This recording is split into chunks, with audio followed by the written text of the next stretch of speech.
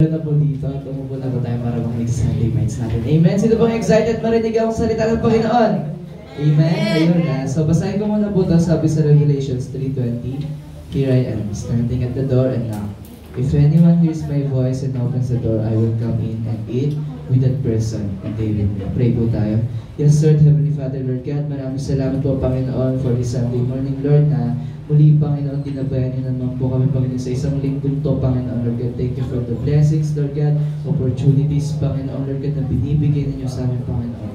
And Lord, sa mga oras to, Lord God, open our eyes, open our hearts, and open our souls, Panginoon, Lord God. Pumasok kayo sa buhay namin, Panginoon, Lord God. Gabayan niyo yung buhay namin, Panginoon, Lord God. Dahil, Lord, wala kami kung wala ka, Panginoon, Lord God. Maraming salamat for your love, unconditional love, Panginoon, Lord God. And maraming salamat din, Panginoon, sa mga taong binigay ninyo sa amin, Lord. And Lord, sa mga oras na to, Lord God, gusto namin makinig, Lord God, ng salita mo, Panginoon. Gabayan niyo kami, Panginoon, sa tama't mabuti, Panginoon, Lord God. Kayo po, Panginoon, ang siyang maging hari ng buhay namin, Panginoon, Lord God. At sa inyo na po lahat namin na sinusuko yung buhay ng Panginoon. Pinabalik mo namin sa inyo lahat ng mapuling pasalamat sa mga Panginoon pangalan ni Jesus. Amen. Amen. Ayun.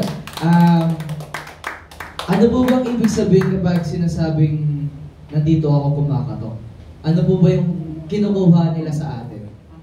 Diba? Oras, attention, tama po ba? Siyempre pag may kumakatok sa bahay natin, uy, sino yun? Tapos mag-iisip tayo, sino kaya possibility tao yung kakatok? Pwedeng maisip natin, kakilala natin. Diba? Pwedeng maisip natin, naniningil sa atin. Uy, patis, awit, may naniningil na naman. Diba mga ganun? Pero, sa mga oras na to, si Lord gusto niyang kumatok sa puso natin. Amen. Maybe, pwedeng nandito tayo sa bahay ng Panginoon, pero alam niyo yun, naliligaw tayo. So, paano ba kumikilos si Lord? Paano ba siya kumakatok sa buhay natin? Amen. So, I just want to share po, alam ko naman na yung iba siguro familiar na sa story na to, yung He leaves the 99. Amen. Sabi po sa Matthew 8:12, if a man has 100 sheep and one of them wanders away, what will he do? So, kung yung isang tao, meron siyang 100 sheep, tapos yung isa doon nawala, anong gagawin niya? So, yun yung tanong, ano yung gagawin niya? So, sabi dito, won't he leave the 99 others on the hills and go out to search for that one that is lost? So, yung gagawin ng taong yun, nahanapin niya yung nag-iisang nawawala. Amen? Bakit niya hahanapin? Kasi nawawala nga. Amen? So, bakit kumakatok si Lord sa atin? Baka kasi mamaya sinaraduhan natin ng pinto si Lord. Tayo yung nag-iisang nag-wonders kung nasaan tayo. Amen? Tapos pag naliligaw tayo, ano ba naman yan, Lord? Nandito naman ako, naliligaw na naman ako sa'yo. Diba? May mga ganun, nagre-reklamo tayo, yung puso natin hindi mahanap yung peace, yung puso natin hindi makahanap ng comfort. Amen? Minsan po kasi yung definition natin ng ayun, disiplina is ganito. Comfort ka, yung definition natin ng disiplina is alagaan ka, kasama yan. Yung comfort na iniisip na, ay yung discipline na iniisip natin is payapa siya, na ito-tolerate ka, amen, yun yung naisip natin, pero hindi. As we going to drawing closer to God, yung nangyayari, pag-aalaga sa atin ni Lord, hindi po siya madali, kasi gusto ni Lord matuto ka. Hindi kanya gustong ulitin mo yung ginagawa mo. Amen. Minsan po kasi, ayaw natin ng salitang disiplina, pero gusto natin siyang naririnig. Amen. Pag naririnig natin, ay tama, disiplina yan, ganyan. Thank you, Josh. Pero alam niyo yan, akala natin ganun eh. Pero hindi po ganun, kasi kapag nagkakamali tayo, gusto gawin sa atin ni Lord, gusto niya tayong turuan, anak, mali ka sa ganito mong ginawa. Tanggalin mo na yan. Kasi pangit yan. Pag sinabihan ka ba ng pangit, masasaktan ka o mas mamahalin mo sila? Di ba mas masasaktan tayo? Kasi sinabihan tayo ng pangit mo naman, ang pangit ang ganyan mo. Kaya nga kapag may inaalis sa atin si Lord na pangit, nasasaktan tayo. Kasi nga, pangit. Amen? Naalala ko lang po kasi tawag dito, pag po kasi nung bata pa ako nung kasama ko pa si mama ko, pag po kasi syempre pag bata ka, makulit ka, saan ka pumupunta, pag naglalaro, pupunta ka kung saan-saan na mga eskinita na hindi na alam ng magulang mo. Tapos minsan sinasadya mo pa pumunta sa ibang lugar na hindi talaga alam ng magulang mo. Amen? Kasi pasaway ka na eh. Ganun po kasi ako ng bata ko. So kapag, alam mo yun, hinahanap ako ng magulang ko, sisigaw yan sa labas. Christian, nasan ka? Nagaganon niya sa akin si mama, gaganon sa akin si mama. Tapos, ako naman, hindi ako magpapakita kasi alam kong galit na sa akin yung magulang ko eh. So bakit ako magpapakita sa kanila, di ba? So, pag nakita naman ako ng magulang ko, ako na niyang gagawin sa akin, papaluin niya ako. Amen, papaluin niya ako. Baka naman pagsasabihan niya, bakit ka nandiyan? Gumagano sa akin si mama. Tapos papaluin niya pa ako. Tapos, karating pa ng bahay, hindi pa po nagtatapos doon. So, karating pa ng bahay, mag-iiba na yung pamalo. So, kumbaga kung dala niya tsinelas, doon naman, walis tigtig na. Aba, nag-upgrade. So, nag-upgrade yung pamamalo sa akin ni mama. So, patagal ng patagal, pasakit ng pasakit. Amen? Pero alam mo yun, habang patagal ng patagal, at least alam mo sa sarili mong safe ka na kasi nasa bahay ka na, hindi ka na magtatago ulit. Di ba? Kasi pagalitan ka na eh, di ba? Amen? So, dito ko na-realize na, alam niyo po, si Lord, ganun din siya sa atin. Na kapag alam niyang mali na yung ginagawa mo, na naliligaw ka na ikaw na din mismo naghanap sa sarili mo, na ayaw mo na rin magpakita kay Lord, hahanapin ka niya. Kahit saan ka pa nga pumunta, di ba? Hanapin ka pa rin niya, di ba? Amen. Kasi tawag dito, minsan, pag pinapagalitan tayo ni Lord, akala natin, okay na yung unang disiplina niya. Okay na yung tsinelas pa lang na pinapagawa niya. Pero hindi po kasi ganun eh. Habang patagal na patagal, pinapalaki ni Lord yung pagdidisiplina sa'yo. Kasi hindi yun para sa ikakasakit mo. Masasaktan ka kasi pangit yung ginawa mo, di ba? Amen. Pero hindi ibig sabihin, pangit ka. Hindi ibig sabihin, pangit yung ikaw mismo. Kaya gusto ni Lord na disiplinahin ka kasi gusto kanyang maging maganda. Maging maganda yung buhay mo, maging maganda yung iniisip mo. Kasi after po na, nung mga ganong, siguro sabihin natin 1 year din akong ganun kay mama yung bata ako. Bago natutong sumunod sa kanya talaga ng iniisip ko kung papaluin ako na ito o hindi. Kahit nga pagligo sa ulan, ayaw niya ng mga ganung bagay. So, tawag dito, the more na ginagawa sa atin ni Lord John, yung puso kasi natin nagbabago, tsaka yung iniisip kasi natin. Amen. Siguro sa mga oras na yon na hindi ginagawa sa akin ng magulang ko yung part na yon, hindi ko makita din yung sarili ko na nandito ako eh. Na sinishare na okay ako ganito, okay ganyan. Hindi po eh, kasi tawag dito, ginagawa kasi sa atin ng magulang yun para magtanim sa atin ng foundation na magiging matibay siya kapag nagkaroon na tayo ng utak mag-isip ng sarili natin. Amen. So ganun din si Lord. Lagi niya tayong tatamnan, minsan magaan, mabigat na mga salita niya para itanim dun sa foundation na meron yung puso natin. Para kapag tayo na yung tatayo sa sarili na tayo na yung mag-iisip, tayo na gagawa ng sarili nating desisyon sa buhay natin na may alam natin, guided tayo ni Lord kasi tinaniman niya na tayo eh. Amen. Pero ito naman po yung downside kapag divided tayo. Sabi po sa Mark 3:25, if a house is divided against itself, that house cannot stand. Ang sabi niya po dito, if a house is divided against itself, sinabi niya po, a house. Sino po yung bahay na tinutukan niya dito? Tayo. Divided ka, saan ka divided? Sa sarili mo. Amen? Yung bahay na yun, hindi tatayo. Kasi yung foundation na meron ka, divided ka. Amen? Hindi mo alam kung saan ka pupunta, hindi mo alam kung ito ba yung dapat mong gawin, kasi nga, divided ka. Amen? Yun po kasi nangyayari sa atin kapag hindi natin matanggap yung pagdidisiplina ng Panginoon sa buhay natin. Nagiging divided tayo. Yung heart natin nagkakaroon ng, alam nyo yun, parang, tawag ba dito, yung ayaw mo na lang, ganun, kasi nasasaktan ka na. Hindi mo na tatanggapin kasi ayaw mo na talaga. Amen? Gusto niyo pong malaman kung ano po yung ginagawa ni Lord sa mga mahal niya. Ito po sabi niya, Revelations 3:19. Kanina 20 po tayo, di ba? Sa Revelation 3:20, yung sinabi po doon, si Lord kumakatok sa atin. Pero ito yung pagkatok ni Lord. Sabi po sa Revelation 3:19, those whom I love, I rebuke and discipline.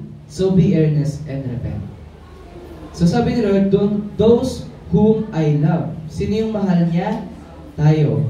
Ano ginagawa ni Lord sa mga minamahal niya? Nire-rebuke at dinidisiplina niya. Hindi niya tinotolerate. Amen. So, sabi dito, so be earnest and repent. Ang sabi ni Lord dito, mahal ko kayo, kaya ako kayo nire-rebuke at dinidisiplina.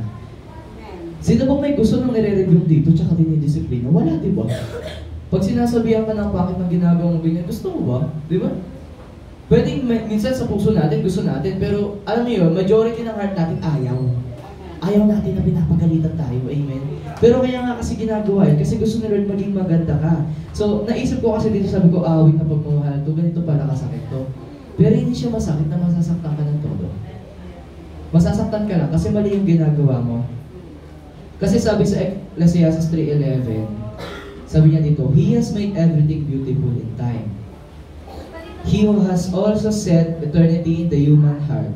Yet, no one can fathom what God has done from the beginning to end. So, yung Ecclesiastes 3:1-11 po kasi, sinabi po dito, there is a time for everything. A time to be, a time to joy, a time to mourn, a time to gather story, a time to... Marami pong sinabi dun sa Ecclesiastes na marami tayong season ng buhay natin, pero hindi ibig sabihin wala na si Lord dun sa mga season na yon. Nanghihina ka, nandun pa rin si Lord. Wala kang kasama, nandun si Lord. Yung mga nararamdaman nating downside, nandun si Lord. Amen. Naliligaw ka, nandun si Lord. Nasa tamang path ka, nandun pa rin si Lord. Amen. Pinapagalitan ka ng kahit sino, nandun pa rin si Lord. Kinocrucify ka ng kahit sino, nandun pa din si Lord. Amen. Nandun si Lord. Kasi ginagawa ni Lord lahat, maging maganda ka lang. Amen. So, sabi mo nga sa katabi mo, alam mo sis, maganda ka. Alam mo pre, maganda ka. Amen. Amen. Maganda ka. Amen. Gumaganda tayo dahil sa pagdidisiplina ng Panginoon. Amen. Sabi din kasi sa 2 Thessalonians 3:3, But the Lord is faithful, and He will strengthen you and protect you from the evil one. Ang gusto pang gawin ni Lord, bukod sa disiplinahin ka at i-rebuke ka, gusto kanyang protektahan. Hindi niya sinabing, gusto kanyang saktan. Gusto kanyang protektahan. Sabi niya, He will strengthen you and protect you from the evil one. Kasi po tayo, corrupted na yung heart natin na dapat, alam niyo yun, normal na sa atin gumawa ng kasalanan. Amen? Normal na gumawa sa atin ng kasalanan. Anong hindi normal sa atin? Paggawa ng mabuti. Minsan gagawa na lang tayo ng mabuti, labag pa sa loob natin. Ano ba yun? Gagawa na ng mabuti. Pero pag gagawa tayo ng kasalanan, alright, ito naman tayo, gagawin tayo, di ba? Amen? Alam mo yun? Nagkakamali tayo sa definition ng gustong gawin sa atin ni Lord kasi gusto natin gawin yung gusto lang natin. So, why don't we open our eyes? John 4:35. Don't you have saying is still 4 months until harvest? I tell you, open your eyes and look at the fields. They are ripe for harvest. Maraming gustong ipakita sa atin yung Panginoon, pero tayo mismo hindi natin gustong makita. Amen? Gusto natin, Lord, gusto ko ng ganito, gusto ko ng ganitong future, gusto ko ng ganitong partner, gusto ko ng ganitong buhay, Lord, pero yung mata natin, hindi natin binubuksan. Hindi natin ino-open yung spiritual eyes natin. Kasi yung gusto na natin makita, yung nakikita natin sa harapan natin ngayon. Alam mo ba ang ibig kong sabihin? Gusto natin makita yung problema. Gusto natin makita yung kamalian. Gusto natin makita yung lapses. Gusto natin makita yung downside. Amen? Pero kung bubuksan natin yung mata natin, yung nakikita mong lapses, makikita mo, paano natin susolusyonan to? Nakikita mo yung problema, paano natin masusolusyonan to? Alam mo yun, we are, ginagawa natin, solution giver, hindi tayo problem giver. Amen? So sa mga oras po na to, gusto ni Lord na, kanina gusto niya tayo na kumakatok si Lord sa buhay natin, sa puso natin. Ngayon naman, pagkapasok kasi ni Lord sa buhay natin, tinanggap na kasi natin siya. Sige, ano po ba mararamdaman natin kapag yung isang tao natutunan nating mahalin? Diba kaya natin silang tanggapin? Amen? So ganun din si Lord, gusto ni Lord na tanggapin natin siya. Tayo lang po, it's a free will to us, hindi niya inutos sa atin na kailangan mo siyang tanggapin. Kung ayaw mo siyang tanggapin, pwede naman eh. Kung ayaw mo siyang mahalin, pwede naman. Pwede mong gawin yun. Hindi ka binawalan ni Lord. Pero ang sabi ni Lord, sa mga nagmamahal kasi sa Kanya, ginagabayan niya. Ikaw, ayaw mo ba ng guidance? Amen. Ayaw mo bang mas lumapit sa Panginoon? Masasaktan ka ba pag lumapit ka sa Kanya? Hindi naman. Mahihirapan tayo sa mundo to. Yes, it's given. Kasi we are sinners. Amen. Actually, kung iisipin lang po natin, wala nga tayo talagang karapatan na tao dito na alam niyo yun, magkaroon pa ng chance para mapalapit sa Panginoon. Pero si Lord mismo yung gumawa. Diba? He gave His Son, Jesus Christ. Siya yung crucify. Amen. Siya yung tumanggap ng kasalanan natin, kinuha niya lahat. Kaya nga huwag tayong maging, huwag natin isipin na hindi tayo karapat dapat. O alam ko, hindi tayo karapat dapat, pero pinipili kasi tayo ni Lord. Tinatawag kasi tayo ni Lord. Amen. So, ang tanong lang, sasagutin mo ba? Amen. Ang tanong lang, titignan mo ba sino yung kumakatok ngayon sa puso mo? Amen. Kasi si Lord kumakatok siya. And when the time na si Lord, halimbawa tinanggap mo na si Lord, binuksan mo na yung pintuan ng puso mo, nakita mo na siya to, alam mo siya to, syempre, nakaka-overwhelm ko kasi yun, the first time kong naranasan yung presence ni Lord, nakaka-overwhelm. Na grabe pala, ang bigat pala ng ganitong presensya ng Panginoon. Ito yung sunod kong na-realize after na matanggap si Lord sa buhay ko. Sabi ko kasi sa Matthew 11:28-30, kasi po yung buhay po kasi natin, bago natin makilala si Lord, majority po ng buhay natin nahihirapan. Pero after natin makilala si Lord, gumagaan. Kasi bakit? Ito kasi ginagawa ni Lord. Come to me, all who labor and are heavy laden, and I will give you rest. Take my yoke upon you and learn from me. For I am gentle and lowly in heart, and you will find rest for your souls. For my yoke is easy and my burden is light. Nahihirapan tayo, kaya natin siya pinagbukasan ng pinto. Amen? Kaya ngayon yung ibibigay sa atin ni Lord, rest. Pagpapahinahin ka niya. Pero yung tanong kasi, yes, tinanggap mo na si Lord, pero nararanasan mo pa rin ba yung pahinga hanggang ngayon? Amen? Kasi po pwedeng tinanggap natin siya, pero pinalabas po ulit natin siya sa puso natin. Amen? So ayun po, yung gusto kong sabihin sa atin ni Lord ngayon na pagbuksan natin siya. Huwag tayong maging madamot sa Panginoon kasi kahit minsan sa buhay natin, hindi siya naging madamot kahit minsan. Amen? Nanalangin po tayo. Let's start the Heavenly Father, Lord God, sa mga oras ito, Panginoon, Lord God. Pinapapasok ko po namin sa puso namin, Panginoon, Lord God. Lord, kayo po, Panginoon, yung namuno, Panginoon, sa buhay namin, Lord God. Lord, maraming salamat, Panginoon, Lord God, sa pagbibigay sa amin ng pahinga, Panginoon, Lord God. Lord, nakakapagod man mabuhay araw-araw, magising ng oras-oras, Panginoon, Lord God, magtrabaho, Panginoon, Lord God. But thank you, Lord God, dahil sa kabila ng lahat ng yun, Panginoon, Lord God, nararamdaman namin yung peace, Panginoon, nararamdaman namin yung presensya mo, Panginoon. Lord, thank you, Lord God, dahil kung hindi dahil sa iyo, Panginoon, Lord God, paano na lang, Panginoon, Lord God. Thank you, Lord, for the life of Jesus, Panginoon, Lord, na binigay niyo sa amin, Panginoon, Lord God, para tubusin yung kasalanan na meron kami, Panginoon. And Lord, thank you, Panginoon, Lord God, dahil Lord, kayo pa rin, Panginoon, na araw-araw binituto, Panginoon, yung siya gumagabay sa amin, Panginoon, Lord. Thank you, Lord God, dahil binibigyan niyo pa rin kami, Panginoon, ng mga biyaya, Panginoon, Lord God. Lord, hindi man namin deserve lahat ng to, Panginoon, Lord God, but we thank you, Lord God, for your grace and mercy alone, Panginoon, Lord God. Thank you for your love again, Panginoon, Lord God. Maraming salamat, Panginoon, Lord God, dahil minahal niyo na kami, Panginoon. And Lord, sa mga oras na to, Lord God, gusto lamang namin, Lord, na mapapurihan ka, Panginoon, mapasalamatan ka, Panginoon, maitakila ang pangalan mo, Panginoon. Napakaganda ng ginagawa ninyo sa buhay namin, Panginoon. Wala na kang ibang masabi pa, Panginoon, kundi pasasalamat, Panginoon, ang buhay namin, Lord God. Maraming salamat, Lord, for your love, mercy, Panginoon. Lord God, we adore your name, we glorify your name, in Jesus' name we pray. Amen.